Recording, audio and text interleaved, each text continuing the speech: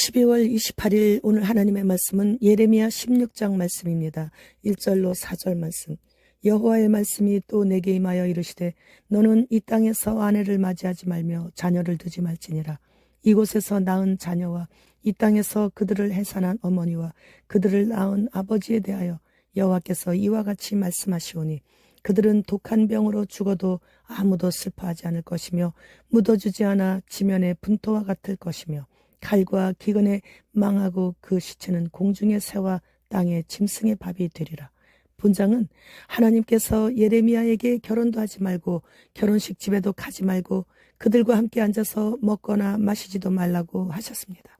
곧 직면할 환난에 대비해 세상적인 미련과 향락에 심취하지 말고 하나님 한 분만으로 만족하라는 명령이십니다. 또 초상집에도 가지 말라고 하셨는데 그 이유는 백성들의 죽음이 죄에 대한 하나님의 심판이고 온 백성에게 미치는 재앙이 너무 큰 것이기 때문에 모든 가정이 초상집이 되기 때문에 그들을 위해 통곡하거나 애곡하지도 말라고 다 금지시키는 거예요. 이 모든 금지하신 명령들이 다 하나님께서 진노하심으로 인해 온 것이기에 통곡하거나 애곡하지 말라는 말씀이세요. 그들의 행한 짓은 당연히 죽어 마땅했기 때문이죠. 그렇기에 그들을 위해서는 울어줄 가치도 없다는 말씀이십니다. 이러한 말씀은 단순히 금지 명령이 아니라 유대 사회에 방문할 잔치집이 앞으로 더 이상 존재하지 않을 것이라는 말씀이시죠. 곧 하나님께서 기쁨과 즐거움을 빼앗아 가신다는 것을 말씀하시는 것입니다. 그러니까 기쁨과 즐거움도 하나님께서 주셔야 누릴 수 있는 것이라는 말씀이세요. 그러나 타락한 세대들인 그들은 자신들이 무슨 죄 때문에 이렇듯 크신 하나님의 진노를 받게 되는지조차 모르고 있기에 더 악을 향해 달려가고 있는 것이죠. 지금 현 시대도 마찬가지예요. 자신이 무슨 죄를 짓고 있는지조차 몰라요. 모르기에 반복해서 죄를 짓게 되는 것이죠. 반성이나 회개란 단어조차 기억에 남아있지 않습니다. 노아의 때에 방주를 짓는 동안 심판이 임한다는 것을 다 보여주시면서 회개하고 돌이키라고 노아와 그의 가족들을 통해 긴 세월 경고하시고 보여주셨지만 단 한 사람도 마음에 담아두지 않았고 시대가 시대인 만큼 문화 따라가면서 다른 사람들도 다 그러는데 뭐 하면서 전혀 죄의식조차 갖지 않았어요. 진심으로 안타까워하면서 아무리 설명해줘도 알았다고 하고 몰래 흰신 신고 오는 가족들을 보면 무엇이 옳은지 그른지를 전혀 인식조차 하지 못하고 있다는 증거죠. 자신들의 눈앞에서 쓰러지고 죽어나가도 다 이유 있는 병 때문이라고, 평소에 그에게는 그런 지병이 있었노라고, 그래서 평소에 건강관리에 힘써야겠다는 그런 말만 되뇌이고 있는 겁니다. 6절 7절 말씀. 큰 자든지 작은 자든지 이 땅에서 죽으리니 그들이 매장되지 못할 것이며 그들을 위하여 애곡하는 자도 없겠고 자기 몸을 베거나 머리털을 미는 자도 없을 것이며 그 죽은 자로 말미암아 슬퍼하는 자와 떡을 떼며 위로하는 자가 없을 것이며 그들의 아버지나 어머니의 상사를 위하여 위로의 잔을 그들에게 마시게 할 자가 없으리라. 이 당시에는 죽은 자의 시신이 땅에 묻히지 못하는 것을 크나큰 수치로 생각했고 형벌의 한 형태로 간주했던 시대인데도 권세자나 종이나 이 땅에서 다 죽는데 아무도 매장되지 못한다고 하시는 거예요. 부모의 상사를 위하여 누구 한 사람 그들에게 위로의 잔을 마시게 할 자가 없다는 것이죠. 그 이유는 너나 나나 다 이러한 일들을 당하게 되기 때문이에요. 이스라엘 백성들이 출애굽할 때 모든 이집트 사람들이 왕부터 종에 이르기까지 모든 가정이 다 조상집이었기에 그 누구도 그들을 찾아와 위로해 줄 수 없었던 것 같이 된다는 것이죠. 해 아래 새 것이 없습니다. 이제 잠시 후에 온 인류가 이러한 고통 속에서 빠져나올 자는 한 사람도 없을 것이기 때문이죠. 잠시 후면 온 인류의 통곡 소리와 고통으로 인한 울부짖음 소리로 공중에 사무치게 될 것이에요. 특히 가장 목 놓아 울게 될 저주받은 사람들은 바로 하나님께서 만드신 보시기에 좋았다라고 하신 땅을 망하게 하는 자들인 것이죠. 10절 말씀.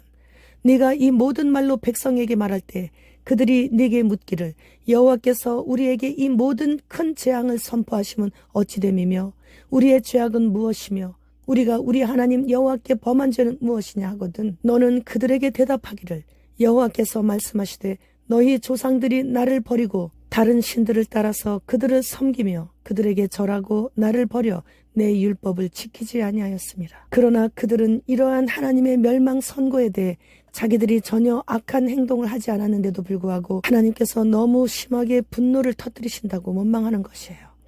이에 대해 하나님께서는 유다의 죄악을 지적하시면서 그들이 약속의 땅에서 쫓겨날 것임을 선포하시고 계십니다. 13절 말씀. 내가 너희를 이 땅에서 쫓아내어 너희와 너희 조상들이 알지 못하던 땅에 이르게 할 것이라. 너희가 거기서 주야로 다른 신들을 섬기리니 이는 내가 너희에게 은혜를 베풀지 아니함이라 하셨다 하라. 이스라엘 백성들의 역사는 강대국에 의해 고통을 받을 때는 부르짖어 여호와 하나님의 도우심을 구하고 건져내 주셔서 평안하고 안정된 삶을 살게 되면 또다시 하나님의 목전에서 범죄하는 것이에요. 마지막 때도 마찬가지예요. 짐승의 표를 받은 후에는 다시는 회개를 할 수가 없어 끝까지 하나님을 대적하는 자들 편에 서서 그들과 같이 운명을 같이 하게 되는 것이죠.